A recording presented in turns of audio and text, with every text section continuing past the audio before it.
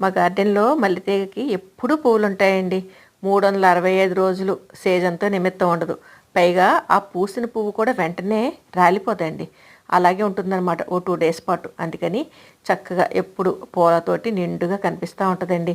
ఇటువంటి మల్లె మొక్క మాకు చిన్ని సర్ప్రైజ్ అండి ఈవేళ. నేనసలు ఎప్పుడూ చూడలేదు. ఈరోజు ఫస్ట్ టైం చూడటం అనమాట. ఏంటబ్బా అని చూస్తే అది చిన్ని మల్లె పువ్వు పండండి. మల్లె పండనమాట. ఏదో జామ పండు, మామిడి పండులాగా మల్లెపండు. చూడండి నల్లగా ఎంత బాగుందో. బహుశా ఆ విత్తనం వేస్తే మరి మొలకొస్తుందో లేదో నాకు తెలీదు. కానీ ఆ పండు చూడటం కూడా ఇదే ఫస్ట్ టైం అండి నేను. నాకైతే చాలా సర్ప్రైజ్ అనిపించింది. ఈ మల్లె మొక్క మేము గ్రౌండ్లో నేలలో వేసి ఇలా ఫస్ట్ ఫ్లోర్కి తీసుకొచ్చామండి. చక్కగా విరబోస్తుంది. ఈ కొమ్మలు నాటి చాలామందికి ఇచ్చాను.